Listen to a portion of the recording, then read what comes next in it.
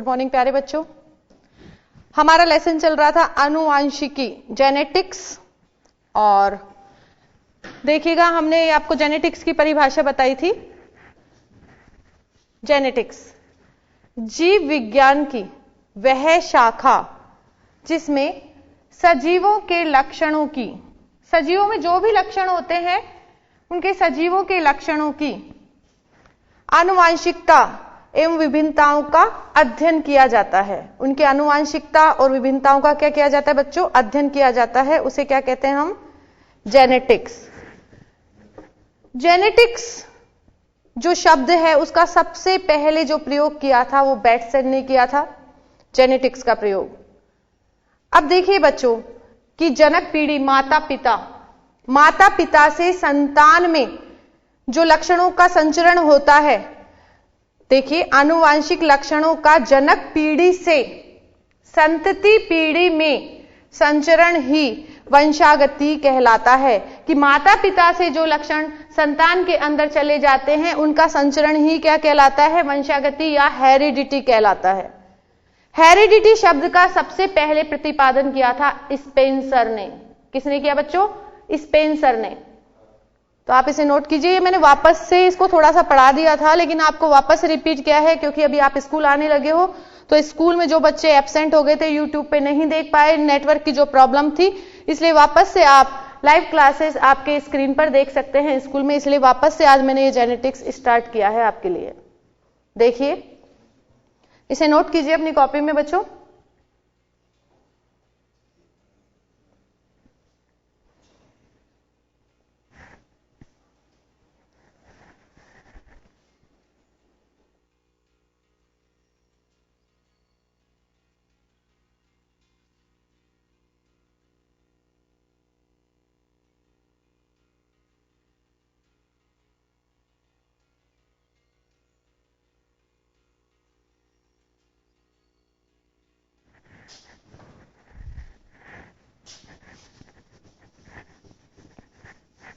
तो ये हमने आपको बताया जेनेटिक्स के बारे में, आनुवंशिकी, जेनेटिक्स। और सबसे पहले जेनेटिक्स का जो जनक माना जाता है वो मेंडल को माना जाता है। मेंडल ने मटर के पौधे पर 7 वर्षों तक कार्य किया। मटर के पौधे पर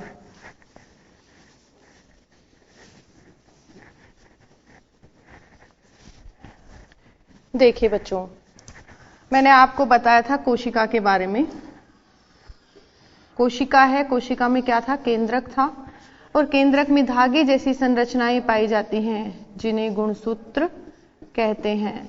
आपको 9th क्लास का जो कोर्स चल रहा था उसमें ये मैंने बताया था। और जीन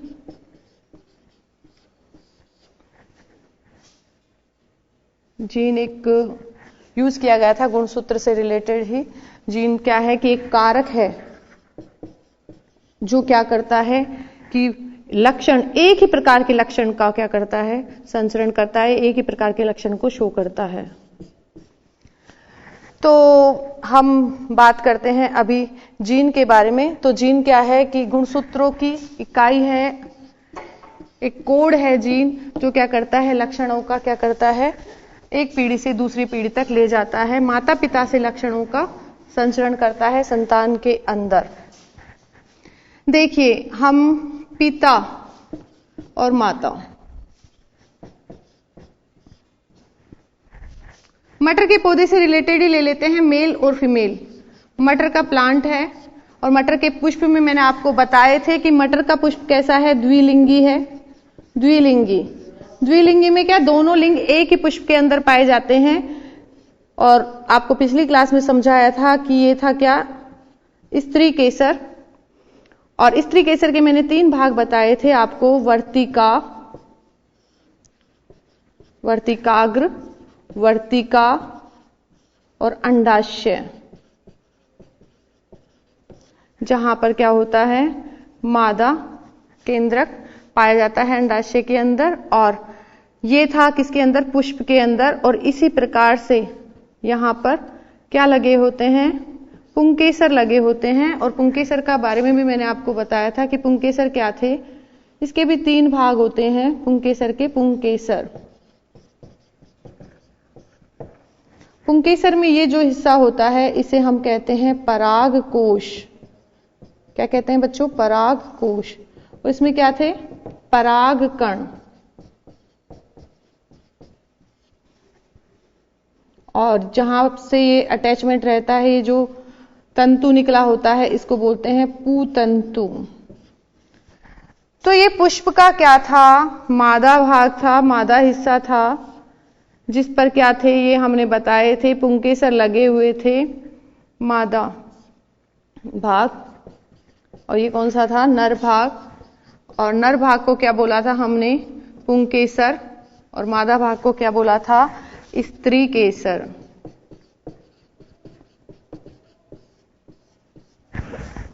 ये क्या था? पुंकेसर। और ये क्या था? स्त्री केसर। ये पुष्प के भाग बता रहे हैं हम, पुष्प के लैंगिक भाग। तो ये पुष्प के लैंगिक भाग हैं कि पुष्प का जो नर भाग है वह कौन है बच्चों? पुंकेसर है। और इसके भी 3 भाग हैं, परागकण, परागकोश और पुतंतु। इसी तरीके से हम देखें तो जो मादा भाग है वह क्या है? उस स्त्री केसर है। और उसके भी भाग हैं वर्तिकाग्र, वर्तिका और अंडाशय। मटर के पौधे को मेंडल ने क्या किया था? सजेस्ट किया था, लिया था मटर के पौधे को। क्यों लिया था? क्योंकि उसमें 7 तरीके के लक्षण पाए जाते हैं। तो हम बताएंगे कि मेंडल को, ग्रेगर जॉन मेंडल को क्या कहा जाता है? आनुवंशिकी का जनक। आनुवंशिकी का क्या कहा जाता है?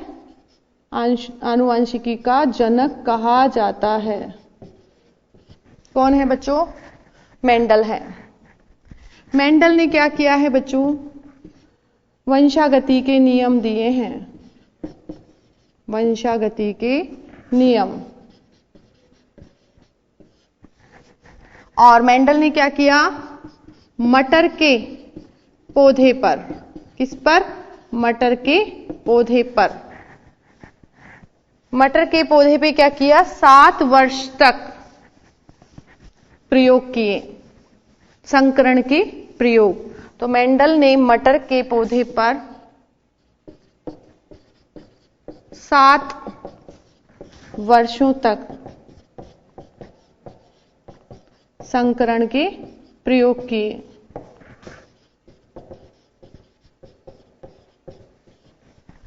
ये जो प्रयोग किए इन्होंने सारे मटर के पौधे पर, इसीलिए इस वाद को मेंडलवाद भी कहा गया बच्चों, मेंडलवाद। मैं अभी आपको नोट्स दिखाऊंगी, मैं आपके लिए नोट्स बना के लाई हूं, वो स्क्रीन पर आपको दिखाऊंगी, अभी शॉर्टकट में आपको समझा रही हूं। तो मेंडल को आनुवांशिकी का जनक कहा जाता है। मेंडल ने वंशागति के नियम दिए हैं और मटर के पौधे पर 7 वर्ष तक क्या किए? संकरण के प्रयोग किए।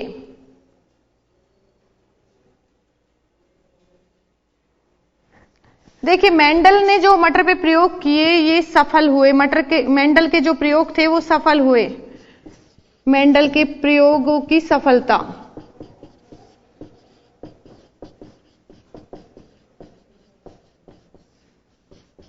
क्या सफलता थी बच्चों? पहली सफलता ये थी कि इन्होंने एक ही लक्षण पर संकरण के प्रयोग किए। तो इन्होंने एक ही लक्षण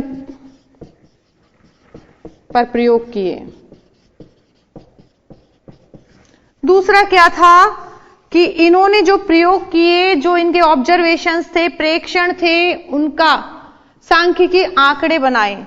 तो इन्होंने प्रेक्षण, जो प्रयोग थे और प्रेक्षण थे, प्रयोग से प्राप्त प्रेक्षणों के सांख्यिकी आंकड़े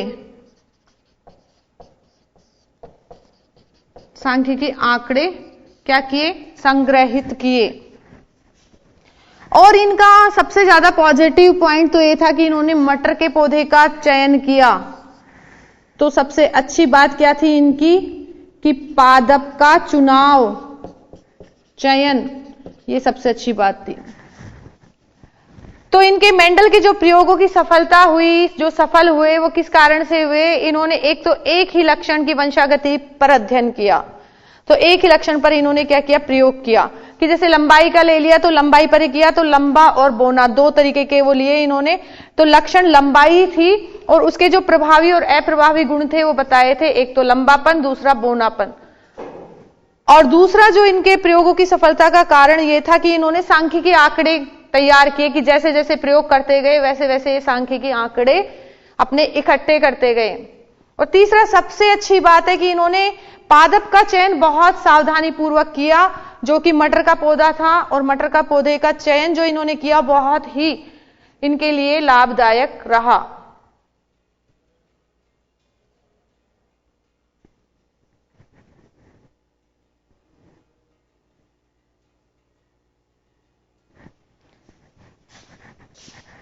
तो ये मटर के पौधे का चयन किया तो ये किस प्रकार लाभदायक रहा, ये हम आपको बताते हैं। देखिए बच्चों,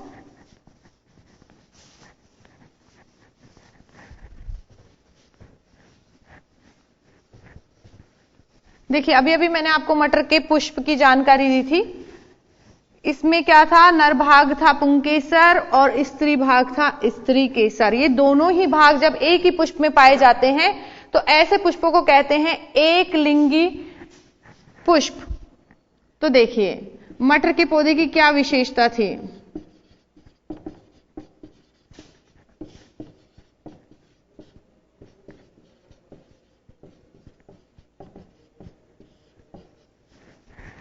मटर के पौधे की क्या विशेषता थी, तो ये क्या है कि एक वर्षीय पौधा है जो कम समय में अनेक पीढ़ियों का ज्ञान प्राप्त कर सका मेंडल।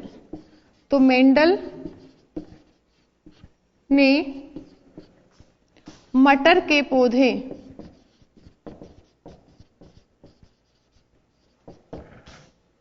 पर प्रयोग किए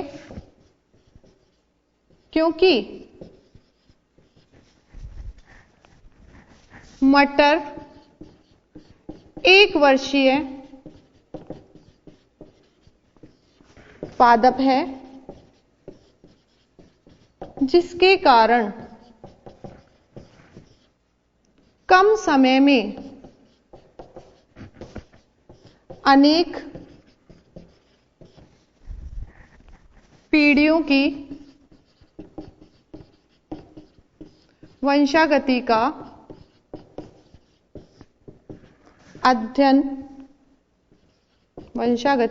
अध्ययन हो सका।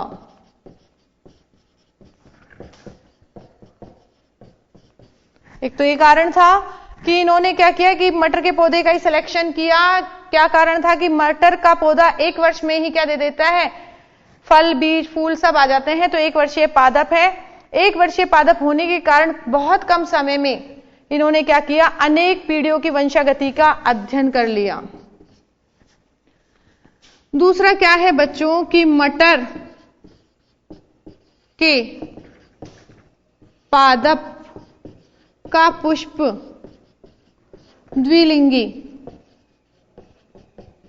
द्विलिंगी होने के कारण स्वपरागण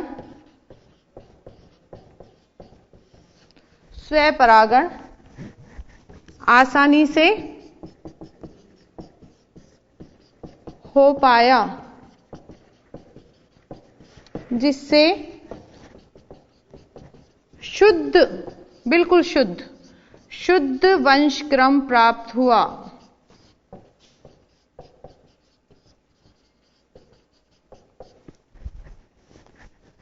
देखिए कैसे क्या हुआ कि इन्होंने मेंडल ने क्या किया कि मटर का प्लांट लिया और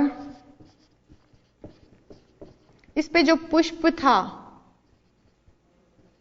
ठीक है बच्चों, अब इस मटर के प्लांट को क्या किया कि उन्होंने एक पॉलीथीन से ढक दिया। पॉलीथीन से ढकने का कारण क्या था, जिससे कि कोई बाहर से कोई कीट या हवा या किसी अन्य साधन के द्वारा दूसरे पौधे के परागण इसके पुष्प पर ना गिर पाए। इसीलिए उन्होंने क्या किया, उस प्लांट को क्या कर दिया, उस पौधे को क्या कर दिया, ढक दिया, जिससे ढकने के कारण इसमें सिर्फ क्या हो पाया बच्चों, इस पौधे के अंदर स्वपरागण हो पाया आसानी से। और स्वपरागण से जो पौधा प्राप्त हुआ तो इसी पौधे से नए पौधे मिले, वो कैसे थे? शुद्ध वंशक्रम वाले प्राप्त हुए, तो इसलिए उन्होंने शुद्ध वंशक्रम प्राप्त किया। किस वजह से हो पाया ये द्विलिंगी है मटर का पौधा। द्विलिंगी होने के कारण एक ही पौधे में नर और मादा दोनों भाग थे पुष्प के अंदर, जिससे कि स्वपरागण हो पाया। तो एक तो इसमें क्या हो पाया? मटर के पौधे में स्वपरागण हो पाया। तीसरा क्या था इसकी सफलता के कारण, या मटर के पादप की जो विशेषता थी वो क्या थी कि किन्होंने मेंडल ने विपुंसन क्रिया के द्वारा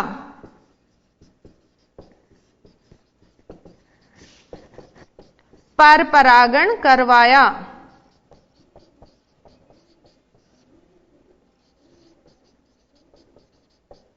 जिससे क्या हुआ? दो अलग अलग प्लांट्स के पौधों का मिक्सचर यानी कि क्रॉस प्राप्त हुआ। जो आगे वंश था वह कैसा था? दो अलग अलग पौधे से प्राप्त था। विपुंसन क्या है बच्चों? विपुंसन देखिए कि उन्होंने क्या किया, मटर के पौधे का ये पुष्प था और इन्होंने क्या किया कि स्त्री केसर तो उस पर रहने दिया। किस पर? पुष्प पर। क्या रहने दिया? स्त्री केसर तो रहने दिया। और क्या किया कि ये जो पुंकेसर थे उनको चिमटी की सहायता से हटा दिया। क्या किया? चिमटी की सहायता से हटा दिया। और चिमटी की सहायता से हटाने पर बच्चों क्या हुआ कि अब इसमें परागण नहीं रहे। परागकण कौन से नहीं रहे? इस पुष्प के नहीं रहे। जब इस पुष्प के परागकण ही नहीं है, सिर्फ स्त्री केसर ही है, तो अब कोई कीट या हवा या किसी अन्य साधन से दूसरे प्लांट के दूसरे मटर के पौधे के पुंकेसर इसकी वर्तिका पर गिरे तो क्या हुआ? एक तो इस प्लांट के और एक दूसरे प्लांट के दोनों के संयोग से जो संतति प्राप्त हुई वो एक मिक्सचर थी, वो एक क्रॉस था। देखिएगा ये विपुंसन की क्रिया के द्वारा परपरागण करवाया।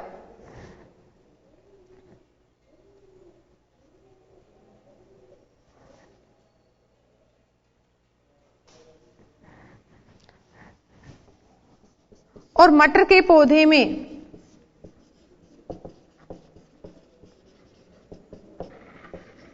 विभिन्न विपर्यासी लक्षण थे।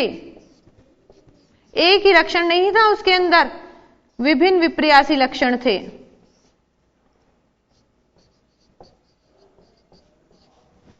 जिसके कारण वो क्या कर पाए? एक से ज्यादा लक्षणों की वंशागति को भी देख पाए। कौन देख पाए बच्चों? मेंडल देख पाए।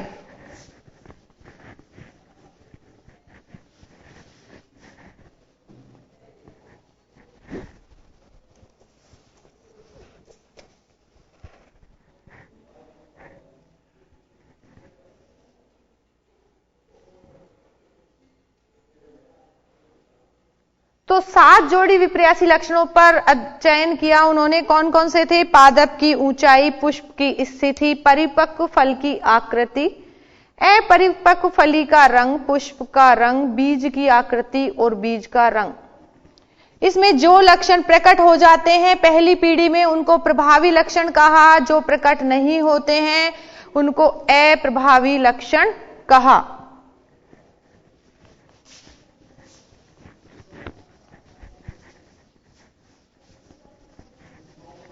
तो ये मटर के पौधे की विशेषताएं थी और इसमें 7 प्रकार के विपर्यासी लक्षणों का चयन किया मेंडल ने और क्या किया? वंशागति के नियमों का अध्ययन किया।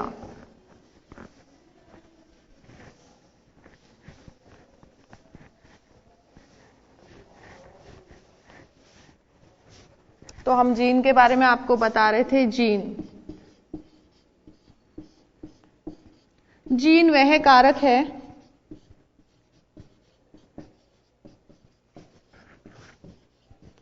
जो एक ही लक्षण को नियंत्रित करता है, नियंत्रित करता है। जीन क्या है बच्चों? जीन वह कारक है जो क्या करता है, किसी एक ही लक्षण को क्या करता है, नियंत्रित करता है। मेंडल ने तो कारक कहा था और जॉनसन ने इसे जीन नाम दिया।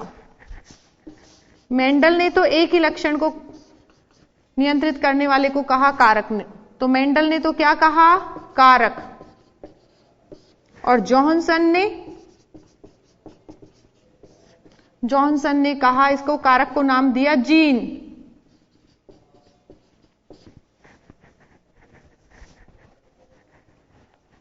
तो बच्चों अभी वक्त हो चला है ब्रेक का, ब्रेक के बाद फिर मिलते हैं। Thank you.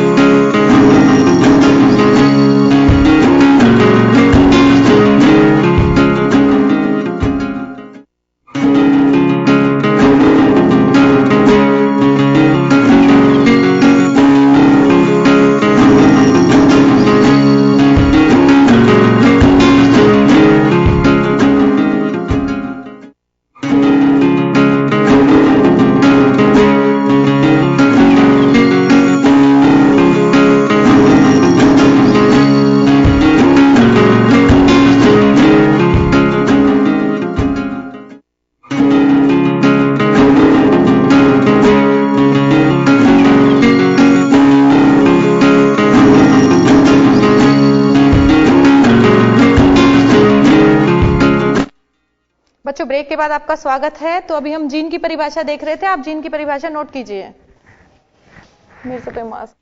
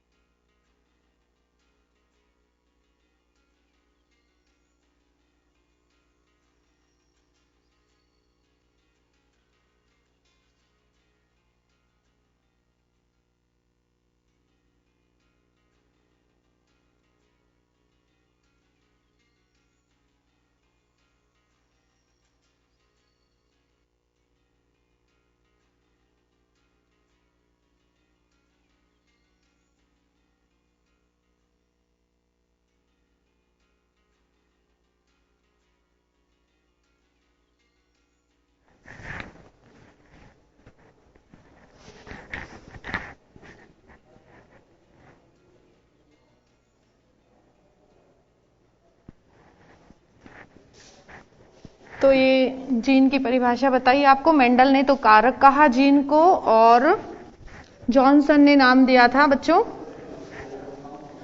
क्या नाम दिया? जीन। तो जीन नाम किसने दिया? जॉनसन ने।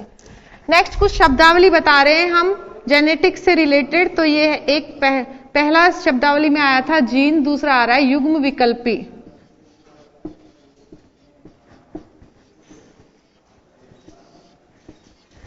देखिए कि एक जीन एक लक्षण को क्या करता है? नियंत्रित करता है। तो एक लक्षण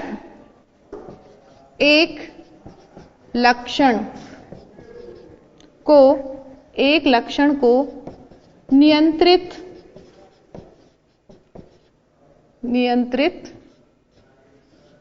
करने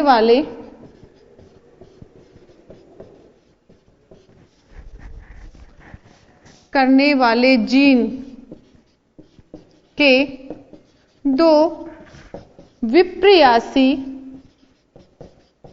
स्वरूप होते हैं बच्चों। दो क्या होते हैं? विप्रियासी स्वरूप होते हैं। एक जीन क्या करेगा? एक ही लक्षण को नियंत्रित करेगा, लेकिन इसके कितने स्वरूप होंगे? दो स्वरूप होंगे, दो विप्रियासी स्वरूप होंगे। और जो ये दो विप्रियासी स्वरूप होते हैं, इन्हीं को ही क्या कहा जाता है बच्चों? युग्म विकल्पी।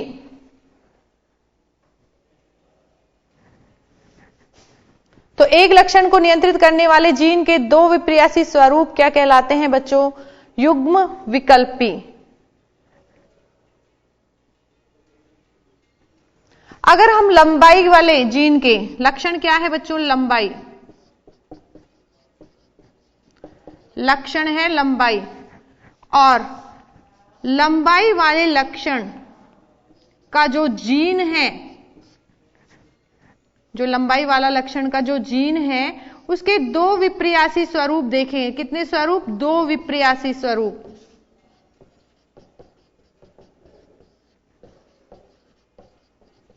तो दो विप्रियासी स्वरूप क्या हो सकते हैं लंबाई के बच्चों? एक तो हो सकता है लंबापन और दूसरा स्वरूप हो सकता है बौनापन। तो जीन के लंबापन वाले जो स्वरूप है उसको लिखते हैं हम टी से, कैपिटल टी से। और अगर बौनेपन वाला जो स्वरूप है उसको लिखेंगे हम स्मॉल टी से। तो जो लंबाई वाला लक्षण है उसको ये जीन नियंत्रित करता है। एक जीन एक लक्षण को नियंत्रित कर रहा है और इसके दो स्वरूप हो सकते हैं, दो विप्रियासी स्वरूप हो सकते हैं। और दो विप्रियासी किसी भी चीज के दो हो सकते हैं स्वरूप। जैसे लंबाई है तो लंबाई का क्या हो गया? एक तो लंबापन, दूसरा बौनापन। तो इसका जीन हो सकता है लंबेपन के लिए कैपिटल टी और बौनेपन के लिए स्मॉल टी। तो ये इसके दो विप्रियासी स्वरूप होते हैं बच्चों। और जब दो विप्रियासी स्वरूप होते हैं तो उसे ही हम कहते हैं युग्म विकल्पी। तो लंबेपन के लिए जो विप्रियासी स्वरूप है वो है कैपिटल टी और बौनेपन के लिए जो जीन का जो स्वरूप है वो है स्मॉल टी।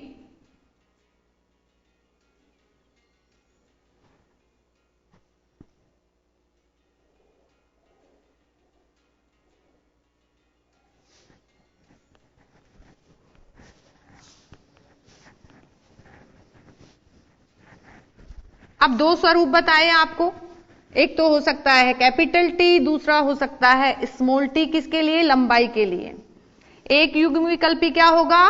Capital T. और दूसरा युग्म विकल्पी क्या हो सकता है? Small T.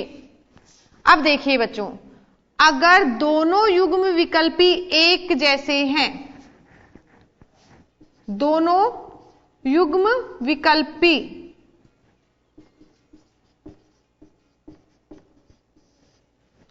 युग्म विकल्पी अगर दोनों एक जैसे हैं, टी और टी है मान लो, या फिर क्या है स्मॉल टी या स्मॉल टी,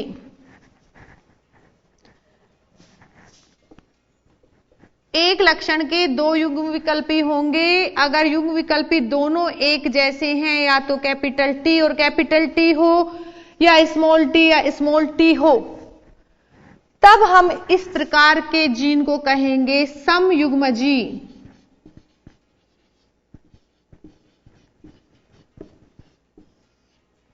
क्या कहेंगे बच्चों? समयुग्मजी। तो समयुग्मजी होमोजाइगस क्या है कि जब किसी एक लक्षण को नियंत्रित करने वाले जीन के दोनों युग्म विकल्पी एक समान हो। तो हम इसकी परिभाषा लिख सकते हैं, जब किसी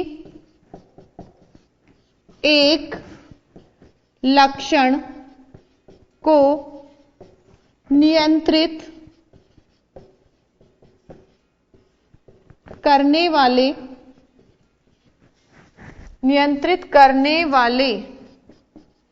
जीन के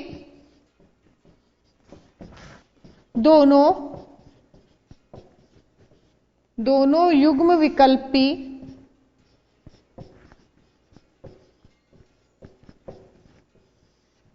समान हो। कैसे हो बच्चों? समान हो, तो उसे हम क्या कहेंगे? समयुग्मजी, होमोजाइगस।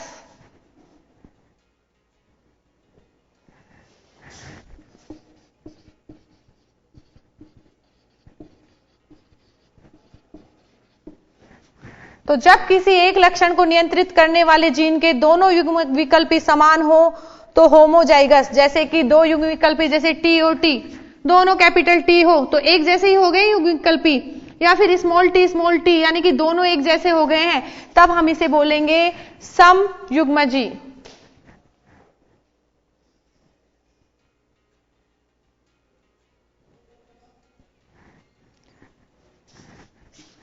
दूसरा शब्दावली आती है विषम युग्मजी।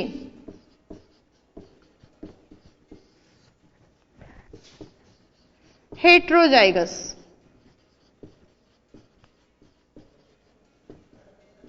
विषम युग्मजी। अब देखिए बच्चों, एक जीन के दोनों युग्म विकल्पी कैसे हो? समान हो तो सम, और दोनों ही अलग अलग हो तो विषम। तो अब हम इसकी परिभाषा भी लिख सकते हैं कि जब किसी एक लक्षण को नियंत्रित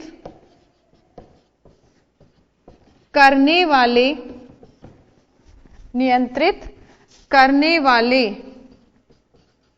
जीन के दोनों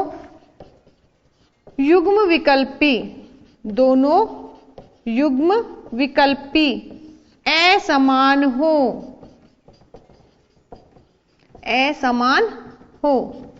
दोनों ही कैसे हो? असमान हो, तो वो क्या कहलाएगा? विषम युग्मजी। जैसे लंबाई वाले जीन के लेके चले, लंबाई का लक्षण ले, और लंबाई में हमने दो युग्म विकल्पी बताए थे, एक तो कैपिटल टी, एक स्मॉल टी।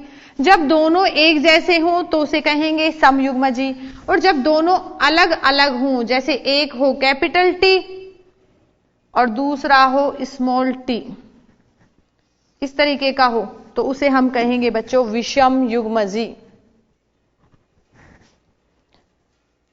जीन क्या करता है? लक्षण को नियंत्रित करता है। एक लक्षण को एक जीन ही नियंत्रित करेगा, और एक जीन के दो युग्म विकल्पी होंगे। ध्यान रखना है, जीन के एक जीन है तो इसके दो युग्म विकल्पी होंगे बच्चों। जैसे लंबाई वाला लेकर चलें तो लंबाई के दो युग्म विकल्पी हैं, एक तो कैपिटल टी वाला, एक स्मॉल टी वाला। और आपको यह हमेशा ध्यान रखना है कि एक जीन एक लक्षण को नियंत्रित करेगा और उसके युग्म विकल्पी कितने होंगे? दो। अगर दोनों युग्म विकल्पी समान हैं, जैसे कैपिटल टी, स्मॉल टी, तब तो हम उसे कहेंगे समयुग्मजी। और अगर दोनों असमान हैं कि एक तो कैपिटल टी है दूसरा स्मॉल टी है, तब हम इसे कहेंगे विषम युग्मजी या हेट्रोजाइगोस।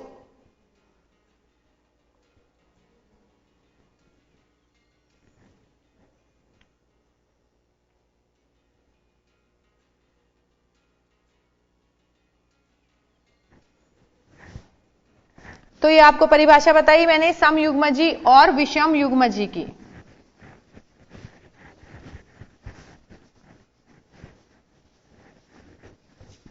ये जीन के जो युग्म विकल्पी है ना बच्चों, ये भी थोड़े शैतान हैं। कैसे शैतान है? देखिए कि एक युग्म विकल्पी क्या करता है, अगर दोनों एक साथ आ जाए ना, छोटे और बड़े, तो एक क्या करता है कि अपने गुण दिखाता है, दूसरे को नहीं दिखाने देता। जैसे मान लो आपके परिवार में दो बच्चे हैं, एक शैतान है और एक शांत है, तो शैतान वाला क्या करेगा? अपने गुण दिखाएगा, यानी कि कुछ उथल पुथल करेगा, और दूसरा शांत है वो नहीं दिखा पाएगा। तो जो दिखा देता है अपने गुणों को, लक्षणों को, वो कहलाता है प्रभावी, और जो नहीं दिखा पाता वो होता है अप्रभावी। तो इसी तरीके से हम क्या बताएंगे आपको कि जो ये लक्षण है इनमें भी क्या है कि प्रभावी वाले जीन यानी युग्म विकल्पी है, और एक है दूसरा अप्रभावी वाला युग्म विकल्पी। तो जो हम लंबाई वाला लक्षण बता रहे हैं उसके लिए हम आपको बता रहे हैं प्रभावी और अप्रभावी कौन कौन सा है।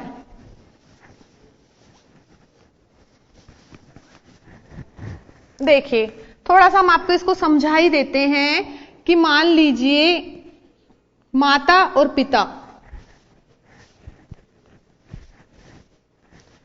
पिता और माता, मान लीजिए पिता तो कैसे हैं, लंबे हैं, और माता कैसी है, बोनी है, लंबाई में कैसी है, कम है मान लो। तो लंबापन और बोनापन के क्या होंगे, युग्म विकल्पी होंगे बच्चों। तो पिता लंबे हैं तो पिता के युग्म विकल्प होंगे कैपिटल टी और कैपिटल टी मान लीजिए। और माता कैसी है, बोनी है, तो माता के होंगे स्मॉल टी और स्मॉल टी। बोनेपन के लिए ये स्मॉल टी होता है। ये है क्या बच्चों, माता और पिता के युग्म विकल्पी लंबाई वाले लक्षण के लिए। अब देखिए अब इनसे क्या बनेंगे बच्चों, युग्मक बनते हैं, युग्मक। जैसे कि हमने आपको जनन वाला चैप्टर पढ़ाया था तो उसमें मैंने आपको बताया था नर युग्मक और मादा युग्मक। नर युग्मक को क्या कहा था, शुक्राणु। मनुष्य के अंदर ही नर युग्मक क्या था, शुक्राणु, और मादा युग्मक क्या था, अंडाणु, अंडा। तो देखिए कि पिता के जो नर युग्मक और मादा युग्मक हैं, तो पिता का जो नर युग्मक है ये स्मॉल कैपिटल टी और कैपिटल टी। एक लक्षण एक जीन के दो युग्म विकल्पी और दोनों अलग अलग होकर क्या बनाते हैं, युग्मक। क्या बनाते हैं बच्चों, युग्मक। और देखिए पिता के युग्मक हैं इसलिए इनको बोला बच्चों नर युग्मक। क्या बोला, नर युग्मक। इसी प्रकार से मादा के भी युग्म विकल्पी बनाते हैं युग्मक, और माता के युग्म विकल्पी से युग्मक बना स्मॉल टी और स्मॉल टी, और इन्हें क्या कहा बच्चों, मादा युग्मक।